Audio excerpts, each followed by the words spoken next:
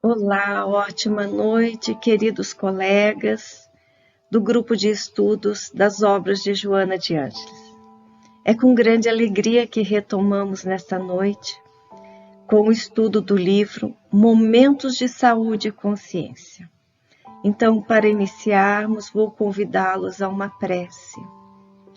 Deus Pai de amor e misericórdia, Jesus nosso Mestre, que nós possamos contar com a inspiração dos espíritos encarregados dessas obras, para que sejamos inspirados e que com o estudo possamos, através do autoconhecimento, aplicar as mensagens de Jesus.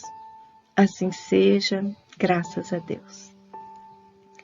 Bem, dando início então ao estudo do livro Momentos de Saúde e Consciência, temos no prólogo do livro Momentos de Saúde as considerações de Joana, que assim fala: a conquista da saúde integral é a meta ambicionada pela criatura humana. Conseguir a harmonia entre o equilíbrio orgânico, o emocional e o psíquico, num quadro geral de bem-estar, constitui um grande desafio para a inteligência humana que, milenarmente, vem recorrendo às mais variadas, complexas experiências que têm resultado em admiráveis e valiosas conquistas. E ela finaliza esse prólogo com a seguinte colocação: esperando que estes momentos de saúde sejam o pórtico para a conquista da saúde integral, sentimos-nos compensada pelo prazer de participar na obra do Senhor como servidora menor e dedicada. Joana de Ângeles. Considerando então essas palavras iniciais de Joana, para conseguirmos, conquistar esse ser integral, esse ser com saúde, é necessário nos aprofundarmos nos ensinamentos do Cristo. E nessa obra, ela vem nos propiciar algumas colocações. A primeira parte é decisão de ser feliz. A segunda é liberdade de escolha. E a terceira, fenômenos renovadores. Então, dando sequência, decisão de ser feliz. Na primeira página, ela vem colocar algumas afirmações. O psiquismo divino flui através de mim. Deus sustenta-me e conduz-me em todos os dias da minha vida. Há um fluxo e refluxo de força que me percorre o ser e impulsiona-me ao progresso. De mim depende coordenar os movimentos, eleger a meta e avançar. Submetendo-me a esta força vital, tudo se torna acessível e poderei chegar ao bom termo das minhas aspirações de paz. Para que a gente possa refletir um pouco sobre essas colocações de Joana, nós trouxemos um vídeo feito há algum tempo atrás, mas que eu acho que resume um pouco dessas colocações. Esse vídeo fala da vida de Virgínia Diniz Carneiro, que na época que foi gravado contava com 85 anos. Então, dando sequência. Eu tive pólio, que é a paralisia infantil, aos 10 meses. Fiquei paralítica 2 anos, fui muito doente fisicamente, fui muito rejeitada, ninguém acreditava em mim, eu tinha que lutar para provar que eu era capaz de fazer as coisas. Toda hora eu escutava meus pais dizerem, ih, dessa vez essa menina vai. A menina está aqui com 85 anos e não sei quando é que eu vou ainda. Lá em Belo Horizonte, onde eu nasci, nessa ocasião a única aleijada que nós conhecíamos era eu. Eu achei que Deus confiara em mim para alguma coisa. E essa certeza não me deixou acreditar nas 3 frases que eu mais escuto na vida. Você não pode. Se você não fosse assim, quando você melhorar? Se eu quisesse, eu não faria nada na vida. Ninguém ia me cobrar. Eu não podia. Se eu não fosse assim, eu sou assim. Quando melhorar? Nunca melhorei. Cada vez eu estou pior. Essa garra me fez com que eu não acreditasse na minha mãe quando ela dizia que eu jamais me casaria. Minha filha, que rapaz vai te namorar com essas pernas tortas? Que marido vai querer uma esposa aleijada? Mas logo em seguida chegaram cartas dos médicos que me acompanhavam e meu pai me mostrou uma das cartas. Imagina, o coração dela é grande do lado direito, a coluna em forma de interrogação, a bacia é toda torta, a perna direita não tem musculatura para baixo, a esquerda para cima. Se tentar ter filho, vai morrer no parto. E eu casei com o Paulo, fomos casados 56 anos. E 6 milagres aconteceram, 6 filhos nasceram. Nasceu o Paulo Elísio Lingote, que faria agora 67 anos. Tá ali. Ele faleceu há 7 anos atrás. Nasceu a Melina, a Virgínia Helena, que eu perdi 10 dias depois que eu completei 21 anos. Eu perdi minha filha Virgínia Helena. Nasceu o Luiz Alberto, nasceu a Virgínia Tereza, que me deu problema. E apesar dos médicos terem dito que eu jamais poderia ter filhos, 10 anos depois eu tive um temporal. Tenho 9 netos e 8 bisnetos. O Paulo morreu em 40 minutos. Ele acordou de madrugada e me disse, Virgínia, eu estou passando mal, eu vou morrer. Um homem, gente, que eu conheci aos 16 anos, que me fez mulher, mãe, avó, bisavó, que eu sentia inteira ao lado dele, que vivemos uma cumplicidade, como eu já disse, 56 anos, e ele foi embora assim. Nunca perdi um minuto. Se foi difícil, eu colava fé e esperança. O que é fé? Fé é acreditar na sua força, no seu Deus dentro de si, nas suas possibilidades. E esperança é um impulso que nós temos de prosseguir, mesmo que a vida esteja difícil, não paralisar. Muitas pessoas pensam que são os fatos que nos atingem, são as circunstâncias da vida que nos atingem, os planos de Deus que nos atingem. Mas na verdade, eu sempre achei que o que nos atinge é a forma de enfrentar as circunstâncias da vida. A maior lição da minha vida foi que eu descobri que eu mesma é que criaria obstáculos para mim mesmo. Porque eu é que construo minha própria vida. Nada é maior do que nós. Eu não choro pelas tristezas. Eu choro pela emoção. Um balé, uma orquestra, um grande teatro me emociona muito. A emoção me faz chorar. A tristeza me faz crescer. Esses depoimentos, né, da Virgínia são para que a gente possa dar um significado diferente, né, às nossas vidas e utilizar, né, dessa decisão de ser feliz que Joana vem nos propor. Então, temos lá, dando sequência ao que ela coloca. Empenha-te ao máximo para tornar tua vida agradável a ti mesmo e aos outros. É importante que tudo quanto faças apresente um significado positivo, motivador, de novos estímulos para o prosseguimento da tua existência, que se deve caracterizar por experiências enriquecedoras.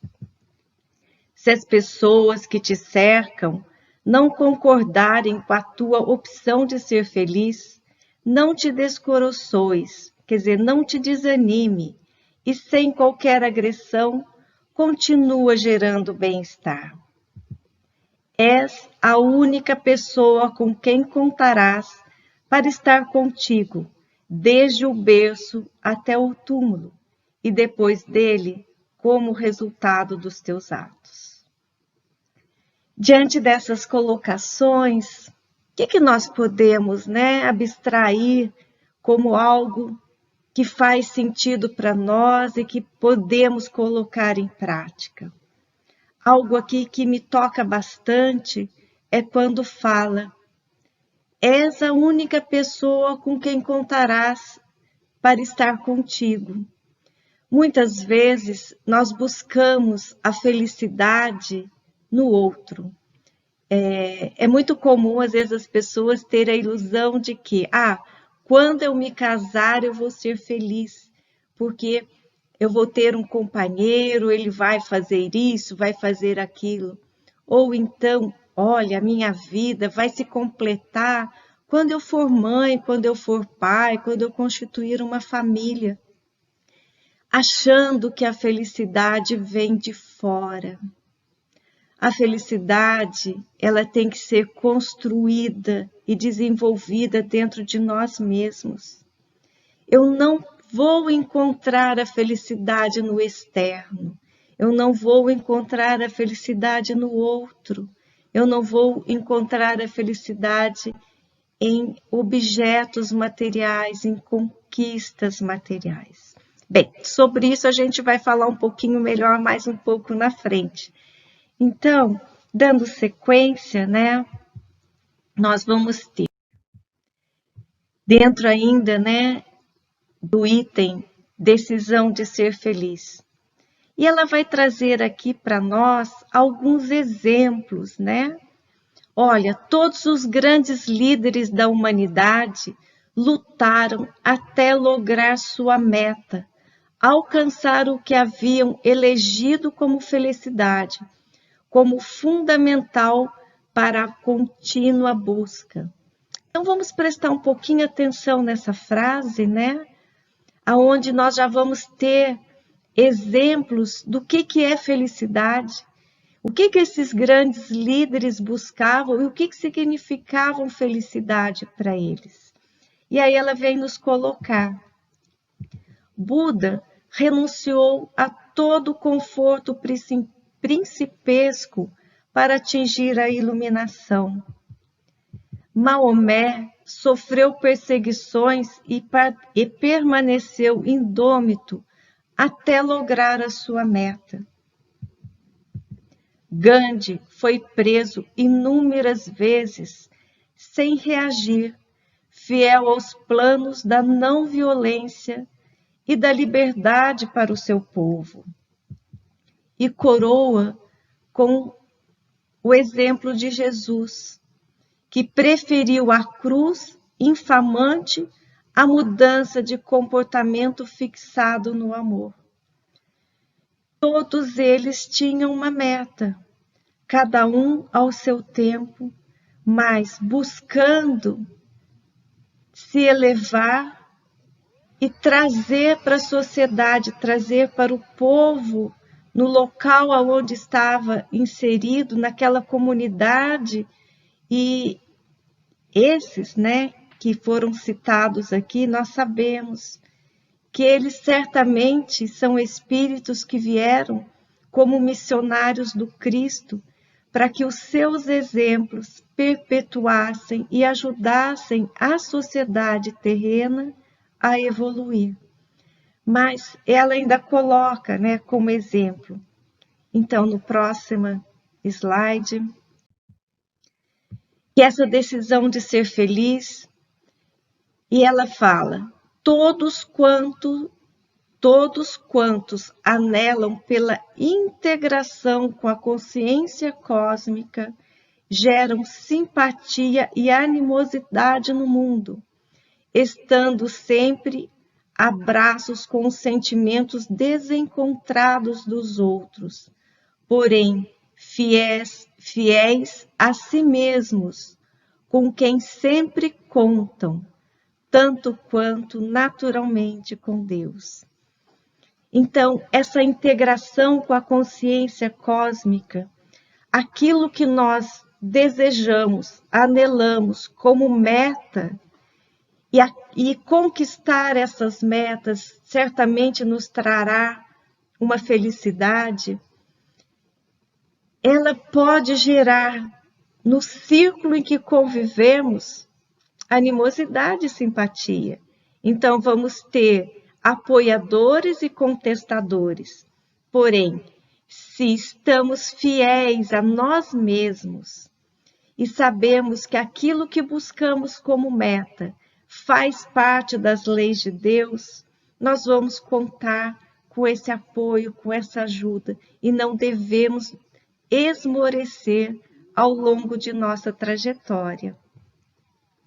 E na sequência ela coloca: quando se elege uma existência enriquecida de paz e bem-estar, não se está eximindo ao sofrimento, às lutas, às dificuldades que aparecem. Pelo contrário, eles sempre surgem como desafios perturbadores, que a pessoa deve enfrentar, sem perder o rumo, nem alterar o prazer que experimenta na preservação do comportamento elegido. Transforma desta maneira os estímulos afligentes em contribuição positiva, não se lamentando, não sofrendo e não desistindo. Ok, né? Não é porque nós estamos envolvidos com uma meta superior que não vamos encontrar as dificuldades do caminho. Até porque a nossa condição ainda, né, de espíritos em processo de evolução, que ainda habitamos um planeta de provas e expiações. Sabemos que a iluminação ainda não se fez total. Vislumbramos, sim, algumas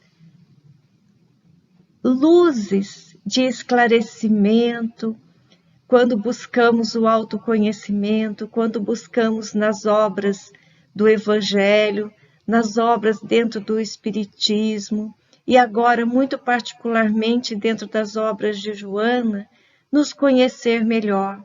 Porque à medida que nós vamos compreendendo e aceitando os percalços do caminho, esse sofrimento passa a ser suportável. E nós conseguimos, mesmo apesar das dificuldades, instalar dentro de nós esse sentimento, essa emoção de ser feliz. Então, passa a ser uma escolha, né? Voltando um pouquinho lá no exemplo da Dona Virgínia, quantos percalços ela não deve ter enfrentado, né? Quantas dificuldades, quantos nãos que a vida lhe colocou, mas ela se manteve firme a uma crença interna de que era capaz e que Deus havia escolhido para uma missão especial. Sabemos que essas missões somos nós mesmos que escolhemos, mas precisamos estar amparados na fé e na confiança, na certeza de que o Deus que mora dentro de nós é a nossa estrutura básica, é o nosso pilar maior, e os enfrentamentos são necessários. Então, não vamos ter a ilusão de que ser feliz é estar livre de qualquer sofrimento, de qualquer peleja da vida, de situações dentro do nosso contexto, às vezes de irmãos que ainda estão em outra sintonia, que estão ainda num outro degrau, que enxergam a vida de uma forma diferente da nossa. Então, isso, na verdade, às vezes, são ferramentas que nos são colocadas no nosso caminho para que a gente consiga trabalhar, se burilar e ter essa felicidade, conquistar essa felicidade íntima, né? meditação de Joana, vemos agora, né? Decisão de ser feliz. A vida é bênção e deve ser mantida saudável, alegre, promissora, mesmo quando sobre a injunção libertadora de provas e expiações. Tornando tua vida agradável, serão frutíferos e ensolarados os teus dias. Às vezes a gente esquece, né, que dentro de nós também mora a felicidade. Essa sensação e essa emoção faz parte das nossas emoções básicas. Quando criança, nós tínhamos muito mais contato com ela. E assim, à medida que vamos nos tornando adultos e encontramos aí nesse processo as dificuldades, a gente acha que nada mais vai ser alegre, nada mais vai ser feliz. Vamos deixar despertar essa criança que ainda mora dentro de você. Vamos despertar esse contato com a natureza.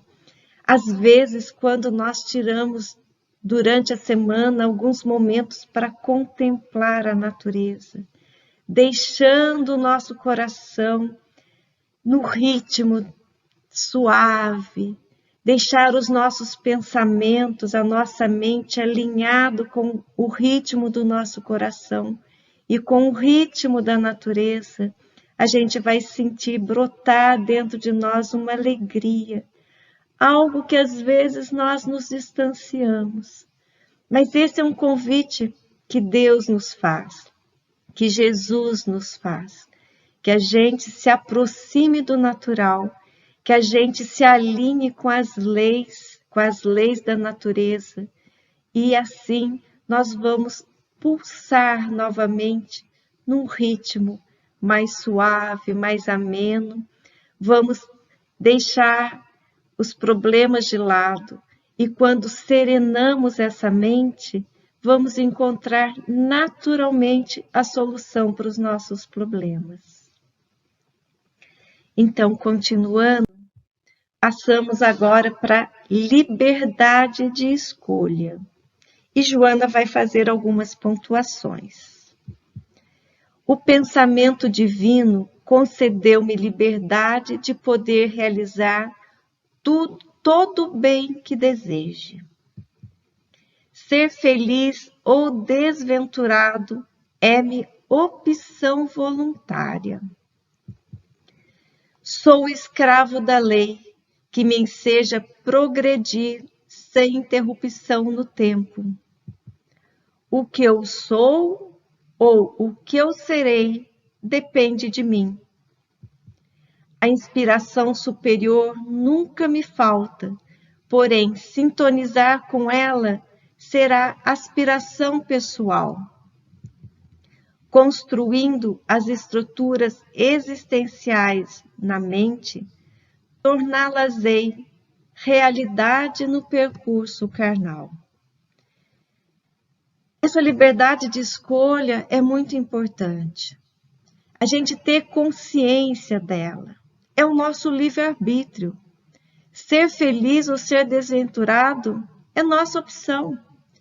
Quantos hão que às vezes, diante de grandes fortunas, de posições de liderança, outros que estão momentaneamente, né, tendo a fama, mas por dentro estão vazios.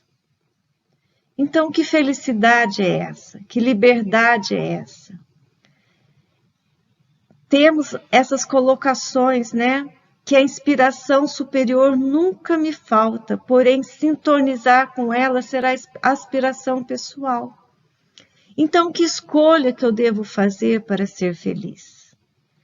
E ela ainda coloca que tudo que nós construímos na mente, e a mente é o nosso organizador, tudo que nós colocamos como meta, isso vai se concretizar. Então, seguindo, vamos entender um pouquinho melhor dessa liberdade de escolha.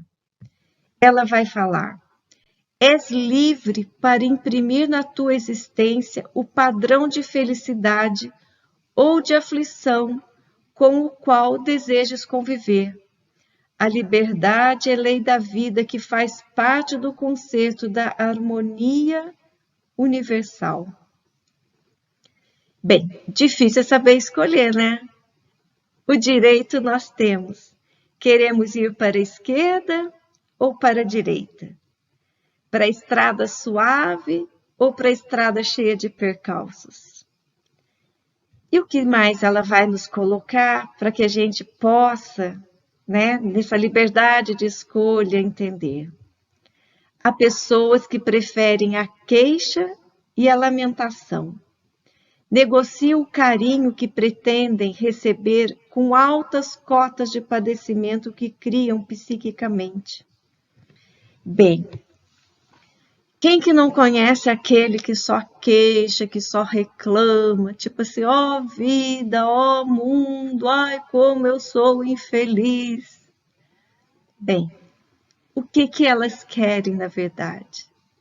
Elas se colocam como sendo pessoas menos felizes porque se julgam e se colocam na situação de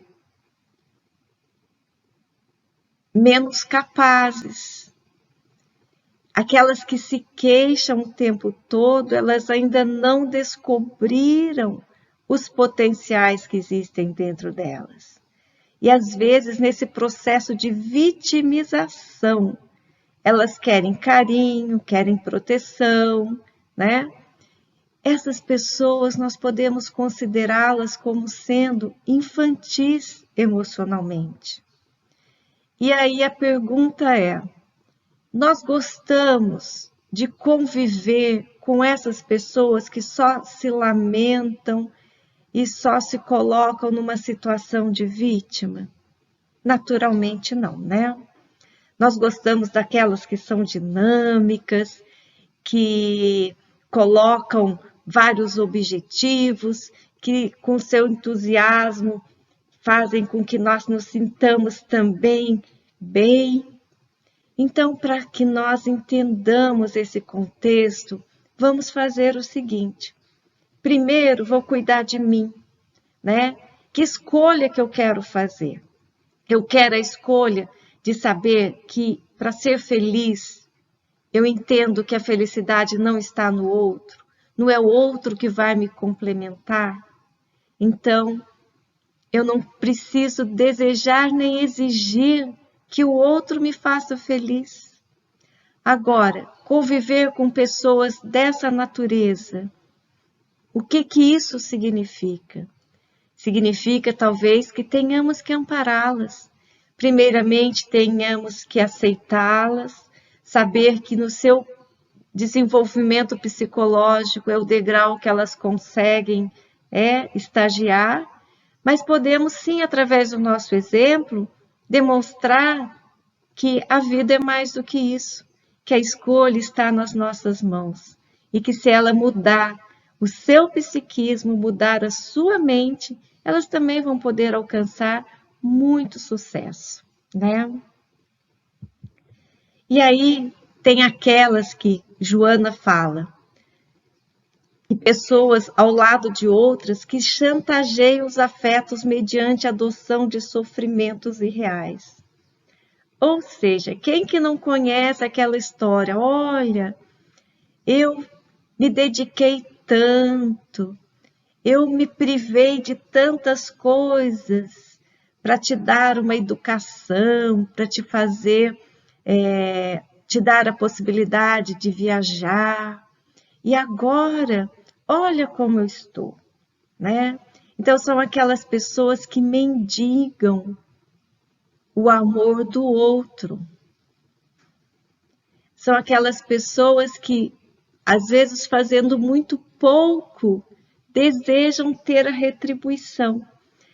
Nesse caso, quem assim o faz, não ama, né?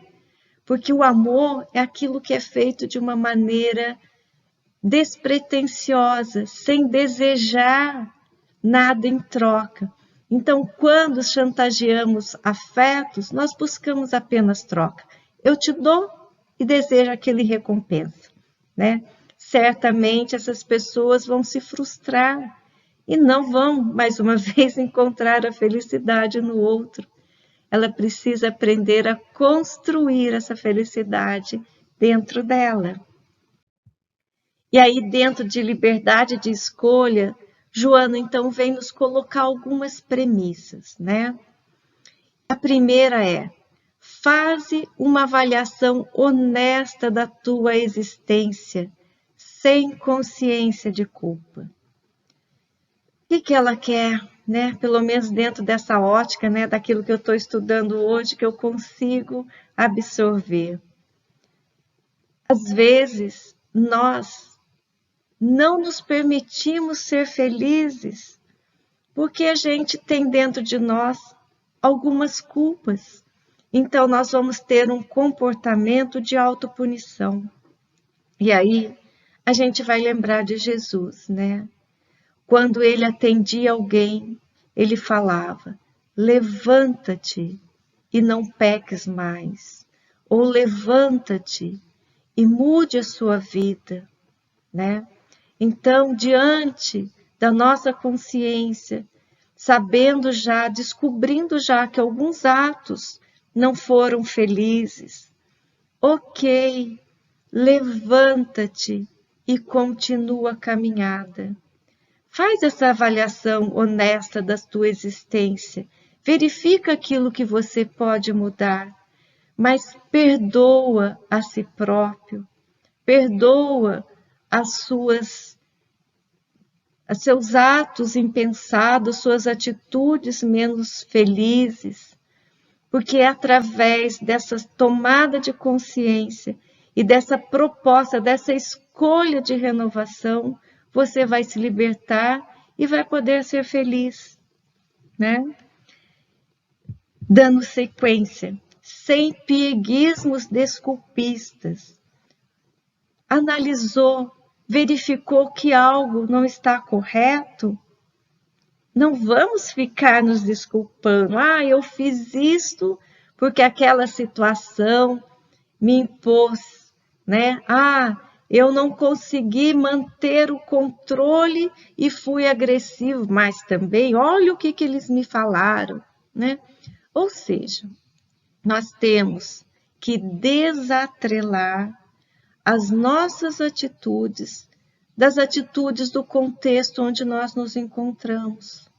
Não é porque o outro erra que eu vou errar. Não é porque o outro não tem paciência que eu também vou me dar o direito. Não é porque o outro fica olhando só as coisas negativas que eu vou me dar esse direito. Então, assim, esquece as desculpas, tá? Vamos olhar para a gente com maturidade e saber que nós somos os únicos responsáveis por essa conduta que vai nos levar a estágios de liberdade, sem coerção de qualquer natureza. Não vamos ficar colocando, olha, eu posso fazer isso se atingir tal coisa, ou ficar nos limitando, né? Olha, eu não consigo fazer tal atitude porque eu estou cansado, eu não tenho tempo de estudar, eu não posso me dedicar dentro da família porque eu sou incompreendido, né? Então, olha, nós somos livres. Não vamos colocar mais uma vez no outro a culpa da nossa autoiluminação. Não vamos colocar em nós mesmos a culpa, dizendo que eu não consigo, porque eu ainda sou um espírito de terceira ordem. Eu ainda tenho, às vezes, né? Olha, como a gente tem múltiplas encarnações, eu vou deixar para a próxima. Não. O momento é agora. né? Aquilo que você vai usufruir na próxima é fruto do que você vai plantar nessa. Então, vamos estar atentos, né? Vamos estar atentos. Desperta para o que deves produzir de bom. Essa consciência, né? O que eu posso fazer hoje? O que eu posso fazer no atual momento? O que eu posso fazer nesse mês, nessa semana, no dia de hoje? Né? Que meta eu tenho para hoje? Desperta para o que deves produzir de útil. Desperta para o que deves produzir de construtivo. Então, ela vem colocar aqui 3 colocações muito importantes e nos ajudando a direcionar nossas escolhas, direcionar nossas metas. O que eu posso produzir de bom, de útil e de construtivo.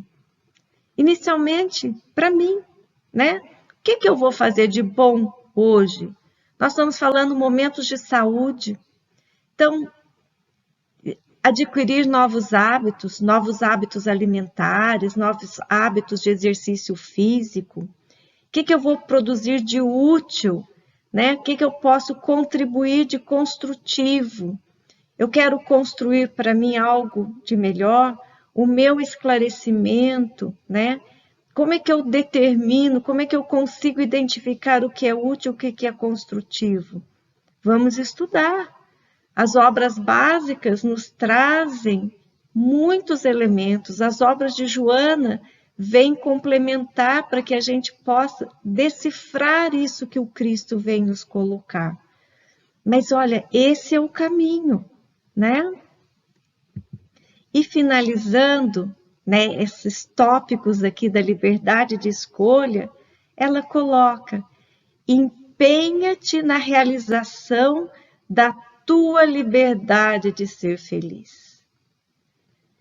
Ou seja, nós temos que desejar, nós temos que querer, nós temos que usar a nossa vontade, a nossa coragem para esculpir em nós todas essas escolhas. Temos aqui, né, uma imagem ao lado, que é uma estátua de Rodin, que é o pensador. Então, assim, vamos colocar na situação de pensador, buscar dentro, né, dessas colocações que Joana nos traz, como é que eu vou usar a minha liberdade e o que eu devo escolher para ser feliz, né? E dando sequência, ela vem colocar os fenômenos renovadores. E assim temos: a presença divina apoia-me nos processos de crescimento e renovação. Cada momento constitui-me oportunidade nova para avançar ou corrigir erros. As transformações que a vida opera são fases de desenvolvimento. A poda renova, a dor desperta, a provação educa, a alteração de comportamento propõe esforço. Estou fadado à felicidade que lograrei mediante renovação e luta, pois que sou filho de Deus. Temos então aí nesse processo, né, as escolhas que estudamos, né, no item anterior, mas dentro do processo, dentro das leis divinas, nós estamos fadados à felicidade. E ela continua: tudo quanto se afirma ou se nega mentalmente passa a exercer preponderância que se materializa no campo da realidade objetiva. O cultivo das ideias pessimistas geradoras de enfermidades e dissabores, angústias e tragédias, deve ser substituído pelos pensamentos saudáveis, produtivos, responsáveis pelos bens da vida. E finalizando, revisa quanto antes os teus planos de ação, submete-os a uma análise tranquila e considera as tuas possibilidades atuais, refazendo programas e estabelecendo novas metas. A chave para viabilizar a felicidade está no amor a si mesmo e ao próximo, nessa deferência que deve ser dedicada ao esforço de autoaprimoramento, de elevação de qualidades morais, de significados emocionais, tendo em vista as demais criaturas. Quem apenas se ama, sem tempo de ampliar o círculo da afetividade com os outros, sofre de miopia moral e no seu egotismo perde o sentido existencial. E finalizando, e buscando também do livro de Joana, atitudes renovadoras, nós temos: somente quando se ama aos demais caminhantes da estrada da evolução é que se desenvolve os sentimentos de nobreza, especialmente os de compaixão, de misericórdia, de solidariedade e caridade no sentido mais elevado. Nesse amor que se expande, absorvem-se a harmonia e a certeza de que após a transição do corpo pelo fenômeno da morte biológica, haverá o despertamento do espírito em forma de consciência livre de culpa, em estado de real felicidade. Bem, nós agradecemos pela oportunidade dos estudos de hoje, pela paciência de vocês, mas que fique essa mensagem de Joana, que nós só conseguimos ser felizes quando aprendemos a nos amar e quando aprendemos a amar o próximo. Que possamos ter no Mestre Jesus, que exemplifica esse amor, o nosso guia para a nossa felicidade. Um grande abraço, um beijo no coração de todos vocês. Até a próxima. Olá, amigos e amigas do Ideal Espírita. Hoje damos continuidade no estudo do livro Jesus, o Evangelho à luz da psicologia profunda. E o tema de hoje é o capítulo 11, Reconciliação. Que daí não saireis, enquanto não houverdes pago o último centil. Mateus capítulo 5, versículos 26. A Joana inicia esse capítulo com a seguinte frase: todo o ministério de Jesus é caracterizado pela austeridade e energia de postulados, demonstrando que ao se tomar da charrua não se deve olhar para trás. Com isso, a gente pode fazer a seguinte observação, o seguinte comentário, que é necessário que o discípulo sincero tome as lições com o divino cultivador, abraçando seu arado da responsabilidade na luta edificante, sem dele retirar as mãos, de modo a evitar prejuízos graves à terra de si mesmo. Um arado promete serviço, disciplina, aflição e cansaço. No entanto, não se deve esquecer que depois dele chegam semeaduras e colheitas, pães no prato e celeiros guarnecidos. Ela continua: as decisões apresentadas são firmes e honestas, exigindo o esforço que, mesmo em se convertendo em sacrifício, significa entrega total em regime de consciência lúcida, sem margem a futuros titubeios. Sua linguagem é clara e definitiva, não permitindo interpretações esdrúxulas ou escapistas. Os convites pronunciados pelo mestre são diretos, insofismáveis e decisivos, né? A Joana destaca também de forma bastante contundente a postura do homem Jesus que aceitou as imposições e regras sociais da época, né? Acrescentando o seu postulado de amor. Vamos ler esse trecho aqui. Jesus aceitou as injunções convencionais dos comportamentos atávicos, porém acrescentou essa política legal ancestral, necessária nos primórdios da cultura do povo hebreu, a ética do amor como mecanismo superior a quaisquer outras expressões de ordem material ou de imposição estabelecida pelos legisladores terrestres, nem sempre em condições de elaborar princípios nobres, por lhes faltarem valores de dignidade e exemplo, o que lhes retirava a autoridade para estabelecer condutas que não seguiam. Reconciliação com os inimigos.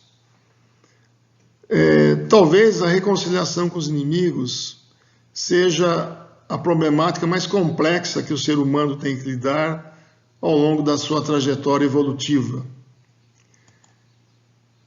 Conforme diz Mateus, conserta-te sem demora com teu adversário, enquanto estás posto a caminho com ele, para que não suceda que ele te entregue ao juiz e que o juiz te entregue ao seu ministro, e que sejas mandado para a cadeia.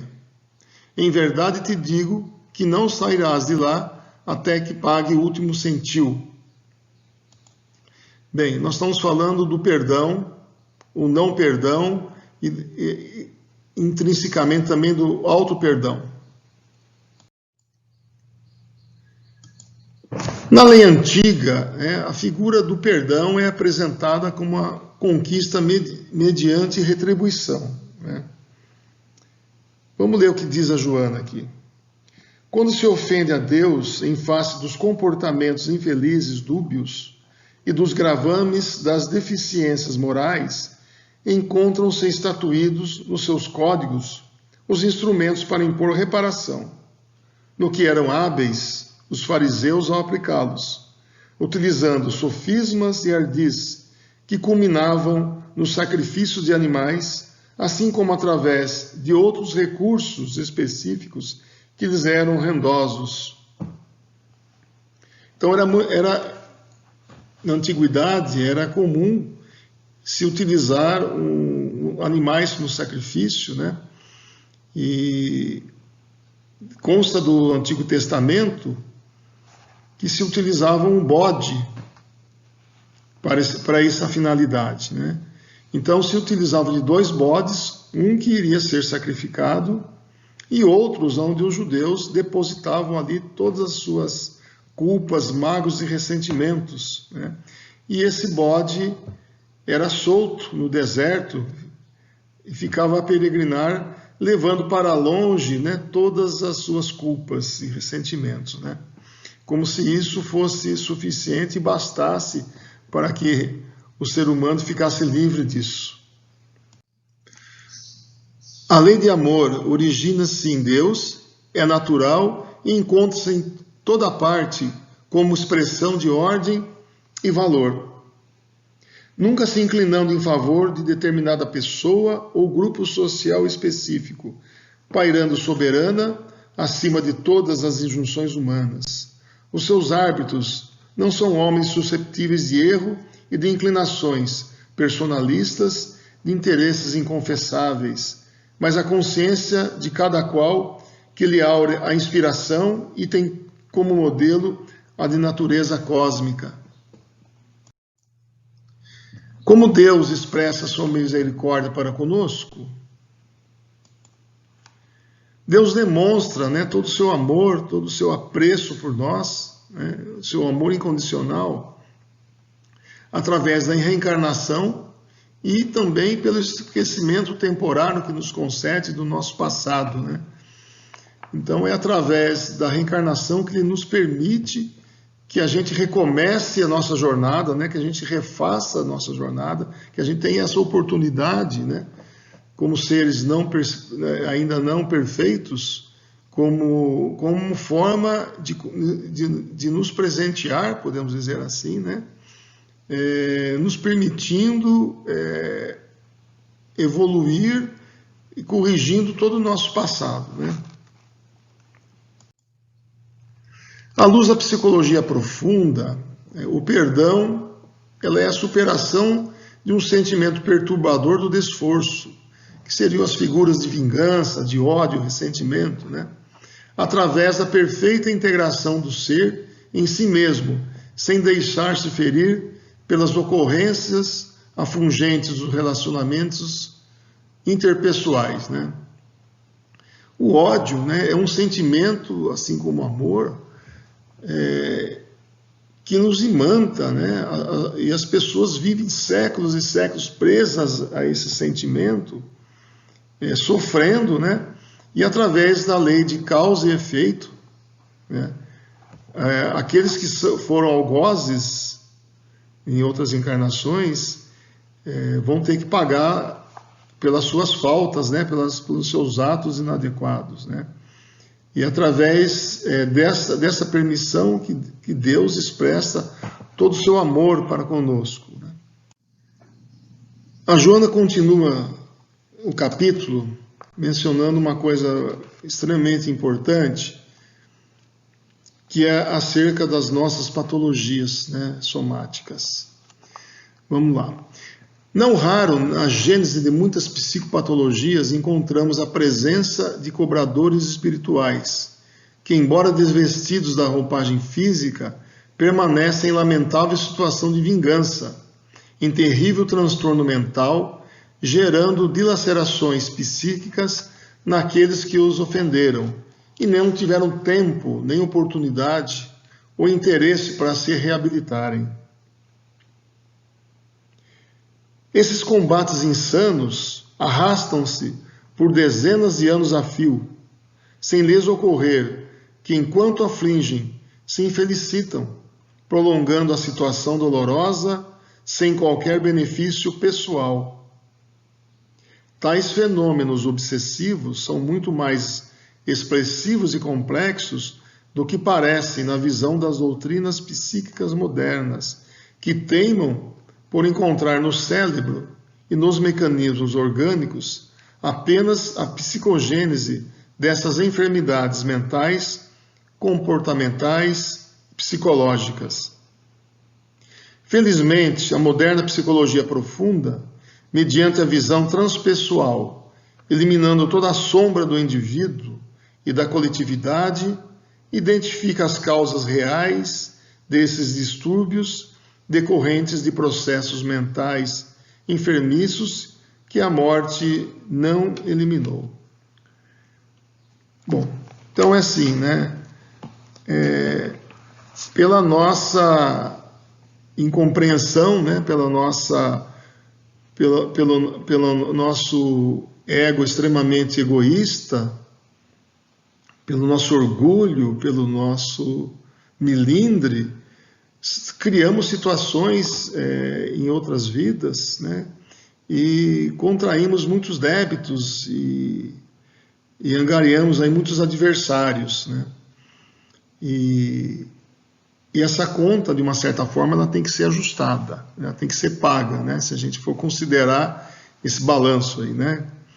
Então, é por isso que nas citações de Jesus e no Evangelho, que a gente tem lá em Mateus, onde diz que vai e paga o teu débito ainda nessa vida, né?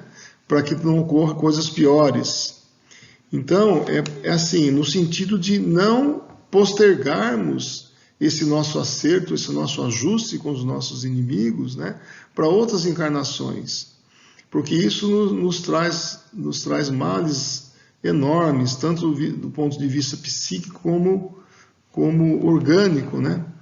É o que a Joana acaba de citar, que muitas das doenças que se atribuem a causas orgânicas né, principalmente nas patologias, psicopatologias, na verdade têm a sua origem aí nas nossas dívidas contraídas, né, e através de obsessões com os nossos algozes, né.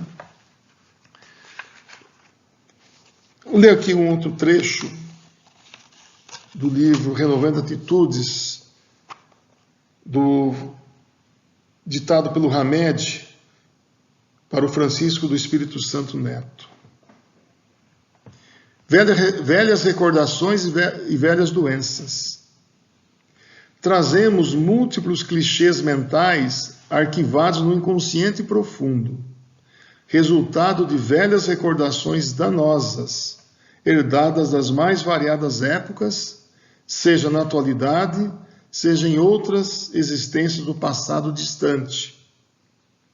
Essas fontes emitem, através de mecanismos psíquicos, energias que não nos deixam sair com facilidade do fluxo desses eventos desagradáveis, registrados pelas retinas da alma, mantendo-nos retidos em antigas mágoas e feridas morais, entre os fardos da culpa e da vergonha. Por não recordarmos que o perdão a nós mesmos e aos outros é um poderoso instrumento de cura para todos os males, é que impedimos o passado de fluir, não dando ensejo à renovação, e sim a enfermidades e desalentos. É o que a Joana disse aí nesse último parágrafo que a gente esteve vendo aí, né? Tentamos viver alienados dos nossos ressentimentos e velhas amarguras, distraindo-nos com jogos e diversões, ou mesmo buscando alívio no trabalho ininterrupto, mas apenas estamos adiando a solução futura da dor, porque essas medidas são temporárias. É mais fácil dizer que se tem uma úlcera gástrica do que admitir um descontentamento conjugal. É mais fácil também consentir-se portador de uma frequente cólica intestinal do que aceitar-se como indivíduo colérico e inflexível. Muitas moléstias, antes consideradas como orgânicas, estão sendo reconhecidas agora como psicossomáticas, porque se encontram fatores psicológicos expressivos em sua origem.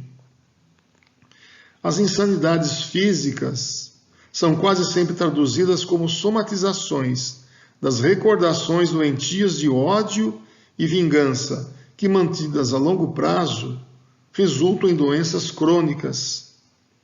Desta forma, compreenderás que a gravidade e a duração dos teus sintomas de prostração e abatimento orgânico são diretamente proporcionais à persistência em manteres abertas tuas velhas chagas do passado. As predisposições físicas das pessoas às enfermidades nada mais são do que as tendências morais da alma, que podem modificar as qualidades do sangue, dando-lhe maior ou menor atividade, provocar secreções ácidas ou hormonais mais ou menos abundantes, ou mesmo perturbar as multiplicações celulares, comprometendo a saúde como um todo. Portanto, as causas das doenças somos nós sobre nós mesmos. E para que tenhamos equilíbrio fisiológico, é preciso cuidar de nossas atitudes íntimas, conservando a harmonia na alma. A indulgência se define como sendo a facilidade que se tem para perdoar. Muitos de nós ficamos constantemente tentando provar que sempre estivemos certos e que tínhamos toda a razão. Outros ficam repisando os erros e as faltas alheias. Mas se quisermos paz e saúde, libertemo-nos desses fardos pesados que nos impedem de voar mais alto para as possibilidades do perdão incondicional. Perdoar não significa esquecer as marcas profundas que nos deixaram, ou mesmo fechar os olhos para a maldade alheia. Perdoar é desenvolver um sentimento profundo de compreensão, por saber que nós e os outros ainda estamos distantes de agir corretamente. Das velhas doenças nos libertaremos quando as velhas recordações do não perdão deixarem de comandar o leme de nossas vidas. Então, a importância aí de realmente exercitarmos o perdão. E esse perdão, ele não é apenas um esquecimento, porque temos por hábito dizer assim que eu perdoo o que ele fez para mim, mas não vou esquecer nunca. Então isso não é perdão, né? Isso não é um perdão legítimo, né? E isso vai ficar impregnado ali no seu íntimo e vai chegar um ponto que vai ter que ser ajustado contas disso, né?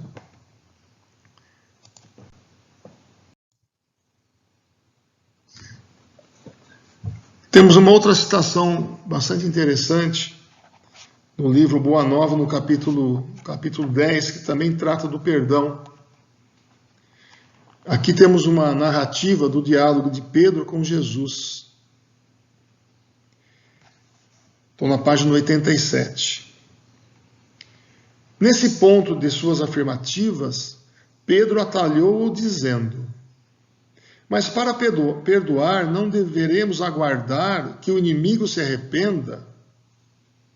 E que fazer na hipótese de um malfeitor assumir a atitude dos lobos sobre a pele de ovelha? Jesus disse: Pedro, o perdão não exclui a necessidade da vigilância, como o amor não prescinde da verdade. A paz é um patrimônio que cada coração está obrigado a defender, para bem trabalhar no serviço divino que lhe foi confiado. Se o nosso irmão se arrepende e procura o nosso auxílio fraterno, amparemo-lo com as energias que possamos desprender. Mas em nenhuma circunstância cogites de saber se o teu irmão está arrependido. Esquece o mal e trabalha pelo bem. Quando ensinei que cada homem deve conciliar-se depressa com o adversário, busquei salientar que ninguém pode ir a Deus com um sentimento de odiosidade no coração. Não poderemos saber se o nosso adversário está disposto à conciliação. Todavia, podemos garantir que nada se fará sem nossa boa vontade e pleno esquecimento dos males recebidos. Se o irmão infeliz se arrepender, estejamos sempre dispostos a ampará-lo, e a todo momento precisamos e devemos esquecer o mal. Foi quando então fez Simão Pedro a sua célebre pergunta: Senhor, quantas vezes pecará meu irmão contra mim que lhe hei de perdoar? Será até 7 vezes? Jesus respondeu-lhe calmamente: Não te digo que até 7 vezes, mas até 70 vezes 7. Bom, com esse ensinamento, Jesus nos ensina e mostra que devemos perdoar sempre, indefinidamente, ao nosso irmão, né? Independente, inclusive, de ele estar arrependido ou não. É assim, é dar a outra face, é pagar o mal com o bem, né? Continuando o que diz a Joana, que a morte do corpo não libera o espírito das paixões nobres e inferiores, que lhe tipificam a conduta natural. Antes, amplia-lhe o campo de vivência, porque, devestindo-o dos limites impostos pelo corpo, concede mais espaço para as ações que são compatíveis com o seu nível evolutivo. Ou seja, a mudança de local, né, que representa a morte, né, de estar no mundo dos encarnados e ir para o mundo espiritual, ele não vai nos libertar das nossas paixões, dos nossos sentimentos de vingança, muito pelo contrário, né? até pela facilidade e o desprendimento do corpo que o corpo físico nos impõe, né, as restrições que o corpo físico nos impõe, esse sentimento, né, de ódio, ele se expande e os nossos algozes, né, eles podem agir até com mais liberdade contra nós mesmos, né? Continuando aqui o que a Joana diz sobre o ódio, né? O ódio aprisiona aquele que o mantém em relação a quem lhe padece a injunção penosa. Sendo recíproco, torna-se cadeia cruel para ambos. Como a gente disse ali no início, né? Essa junção, né? Essa união, essa imantação de ódio de um pelo outro pode se arrastar por centenas de anos, né? Caso, no entanto, algum dos envolvidos na situação perturbadora consiga superar os sentimentos doentios, evidentemente sairá dessa cela escura, planando em outro espaço de claridade e vida. E isso se dá mediante o resgate pelo amor ao seu próximo, aquele mesmo a quem feriu, impensadamente ou não, procurando reabilitar-se. Deus sempre faculta o livre-arbítrio do ser a melhor maneira de reparar os erros, impondo-lhe, quando a falência de propósitos e atos se faz a miúde, recursos mais vigorosos, que são ao mesmo tempo terapêuticos para o espírito rebelde.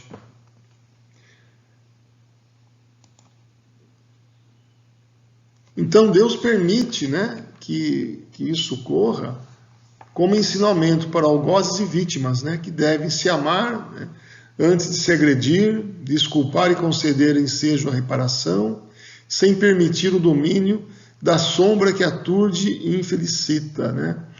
Então, essa sombra, né, é o nosso ego mal estruturado, né? É o nosso ego ainda infantil, mergulhado no egoísmo, no melindre, né? E que precisa ser amadurecido, né? E qual deve ser, então, a nossa conduta para que a gente possa nos libertar dessas amarras do passado e aprender a perdoar?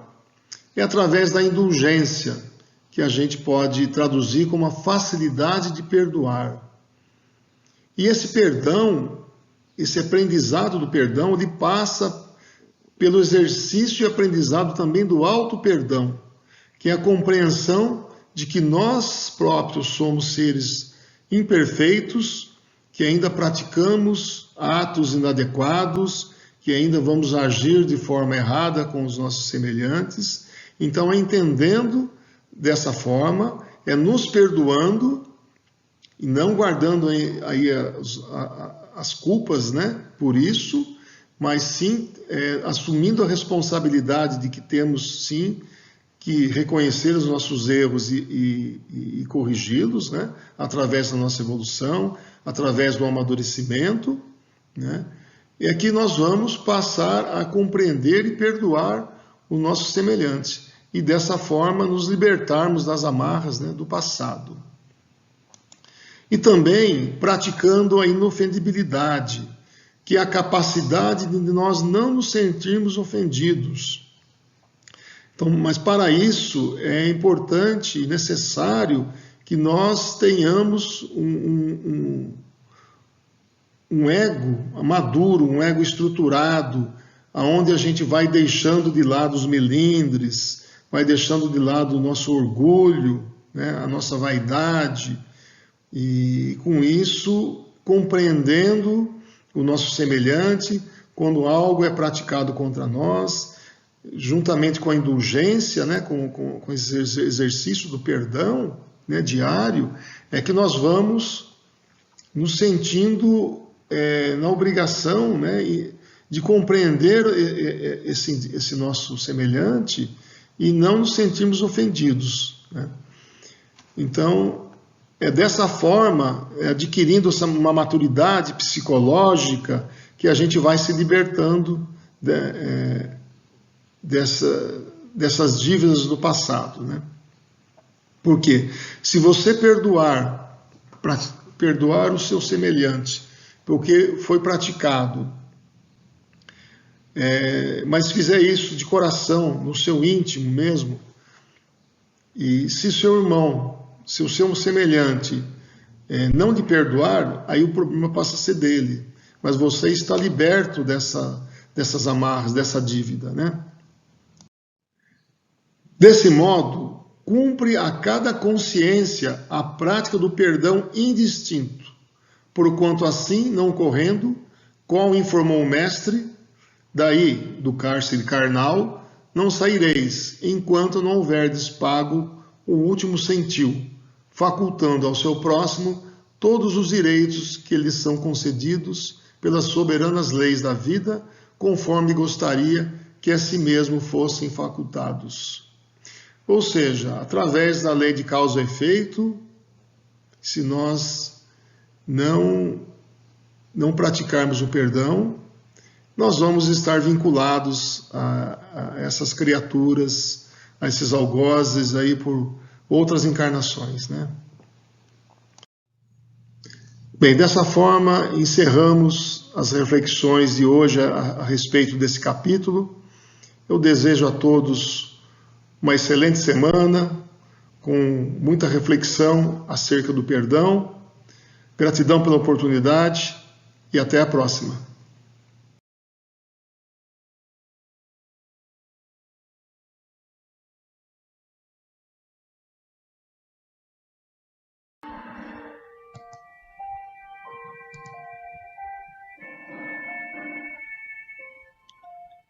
Boa noite. Vamos iniciar agora o nosso momento de meditação.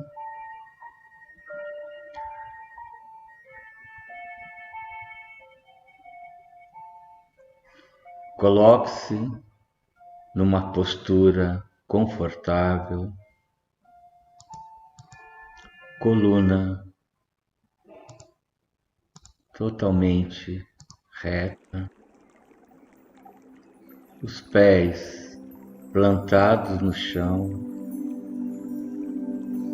e a mão apoiada sobre os joelhos.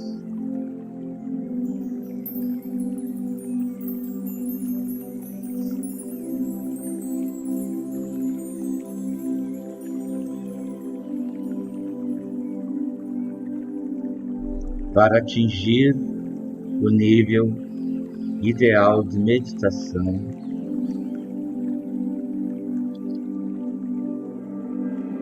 é necessário fazer o relaxamento tanto mental quanto físico.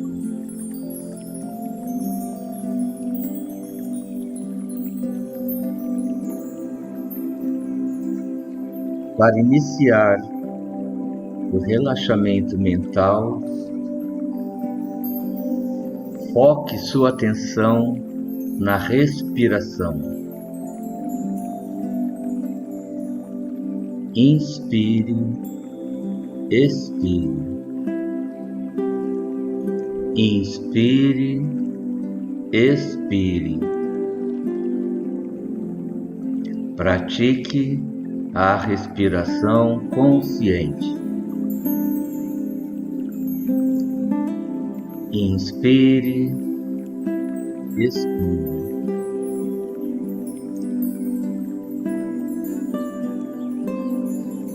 Faça agora o exercício de silêncio interno. Silencie as preocupações.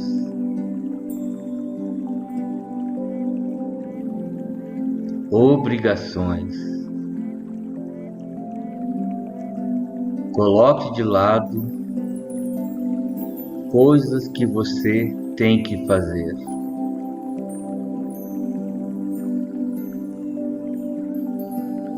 Toda vez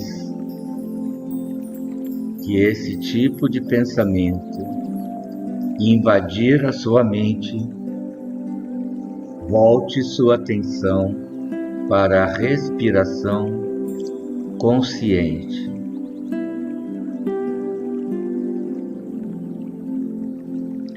Leve a atenção para o centro dos olhos, no meio da testa. Inspire, expire, inspire, expire.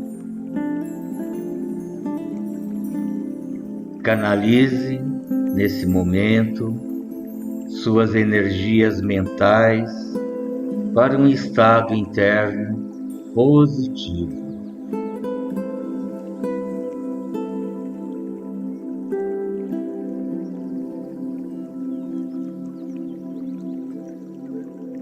Canalize suas energias mentais para um estado interno positivo.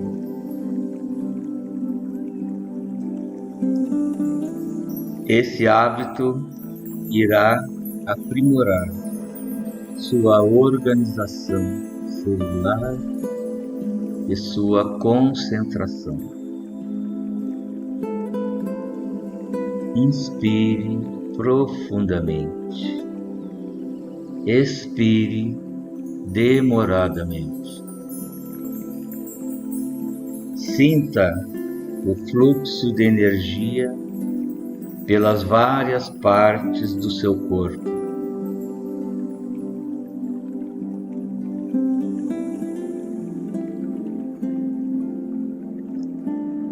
Inspire, expire profundamente. Mantenha a energia fluindo o tempo todo.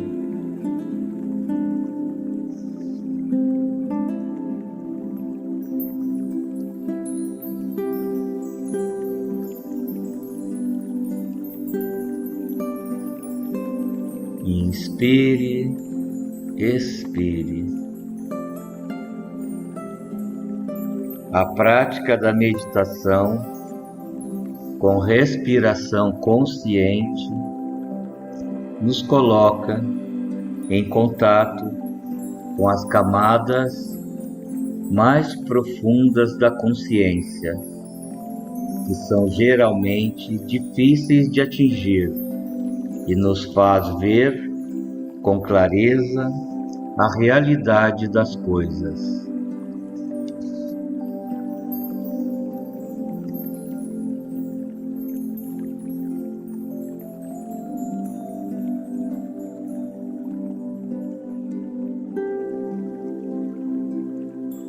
O relaxamento se aplica tanto à mente quanto ao corpo físico. Passamos agora ao relaxamento do corpo físico.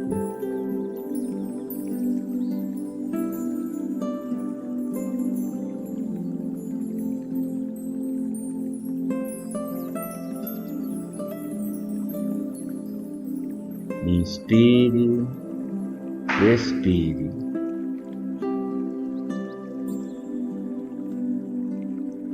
Examine mentalmente todas as partes do seu corpo, da cabeça aos pés, relaxando as áreas de tensão.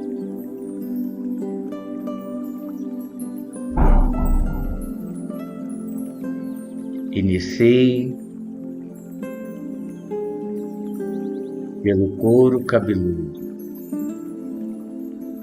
Solte totalmente as tensões, soltando, relaxando.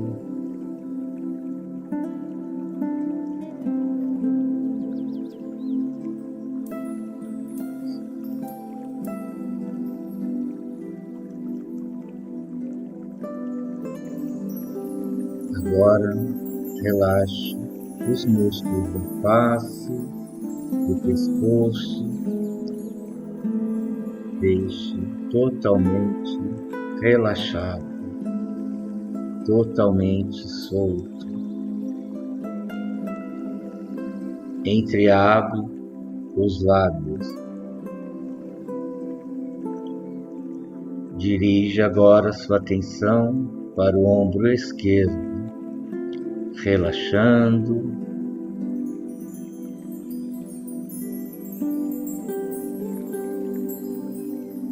soltando,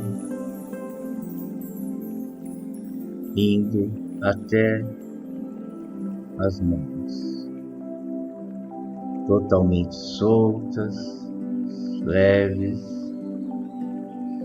apoiadas sobre os joelhos. Leve atenção para o ombro direito, braço direito, um fluxo descendo, soltando até as mãos.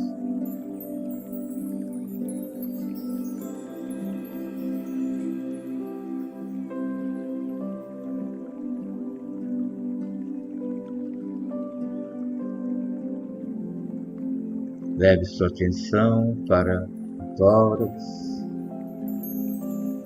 abdômen, soltando todas as tensões. Leve atenção para a coxa esquerda, perna esquerda. Deixe totalmente relaxado. Leve atenção para a perna direita, coxa direita,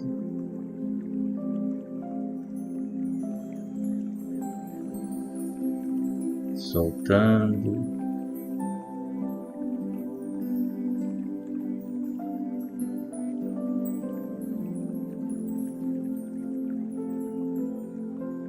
Leve atenção para os pés, pé esquerdo, pé direito, soltando todos os ossinhos dos pés e dos dedos, totalmente solto, leve.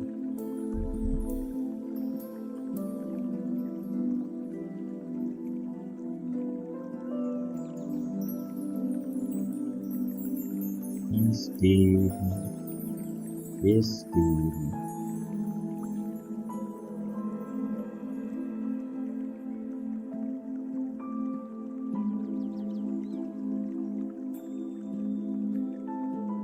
Volte sua atenção para o centro da testa, no ponto entre os olhos.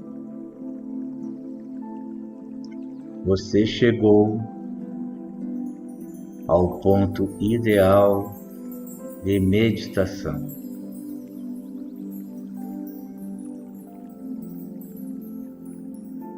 Repita para você mesmo: eu sou um ser de paz.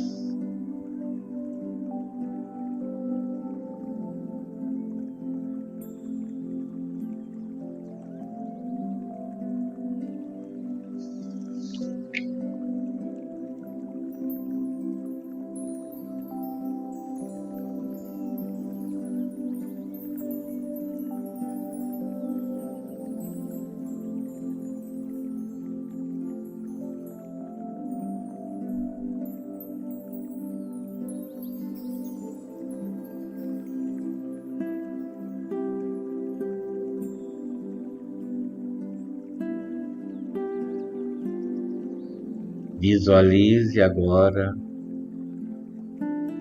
um campo florido com muitas árvores. Caminhe até lá.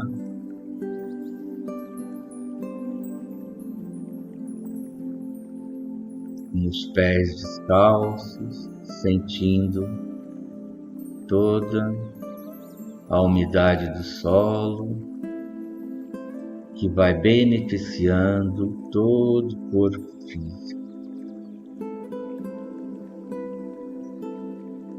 Você está em meio à natureza.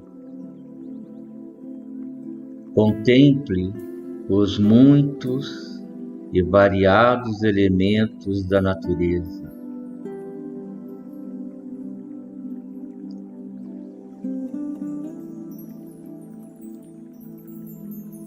Visualize um crepúsculo. Sinta o fascínio do vermelho dourado, tingindo o azul rosáceo do horizonte. Inspire, inspire, inspire. O contato com a natureza aflora nesse instante em você a apreciação do vasto tecido da vida e sua relação com o universo.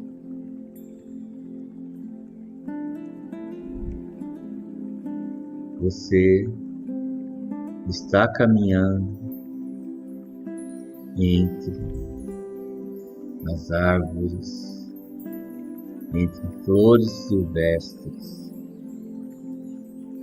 Observe que é um jardim natural.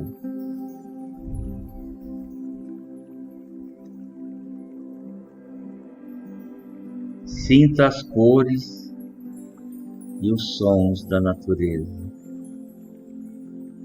Sinta a temperatura do ar entrando em seu corpo.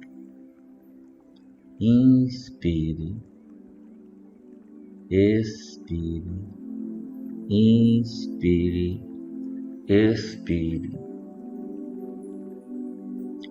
Inspire sem permitir a invasão de pensamentos e fantasias.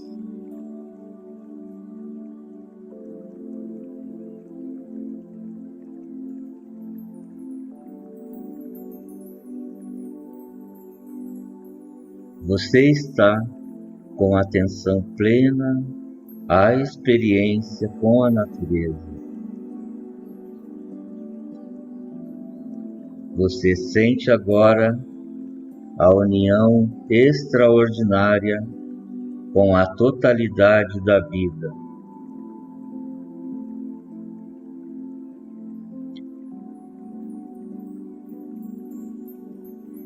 Esta prática de atenção plena aumenta e aprofunda o conhecimento do que significa estar no mundo.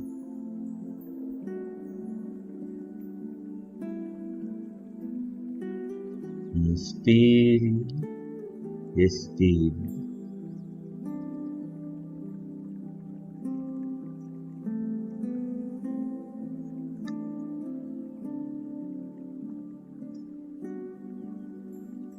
Busque um lugar nesse jardim natural, em meio à natureza,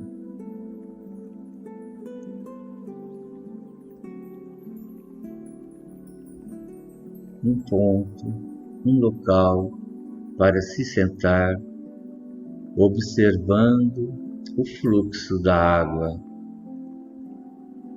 o som da cachoeira.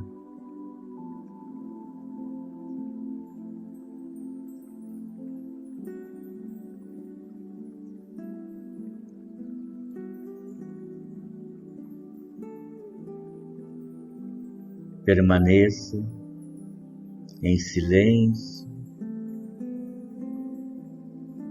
nesse estado de meditação profunda.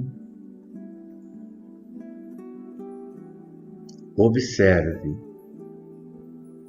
os benefícios que a respiração consciente e a meditação traz ao seu organismo físico e mental.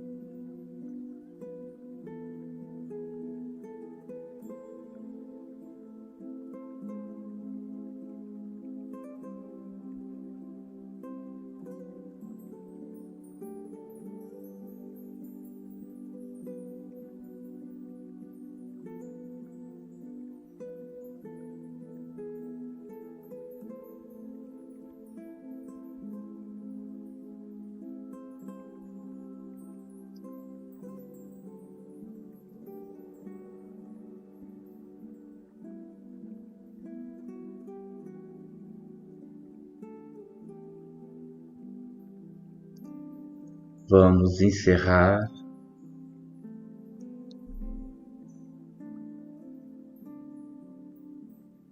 a visualização e a transmissão da meditação. Após o término do vídeo, o encerramento da visualização, permaneça mais 20 minutos em silêncio na continuação da meditação. Aproveite esses momentos para você. Muita paz.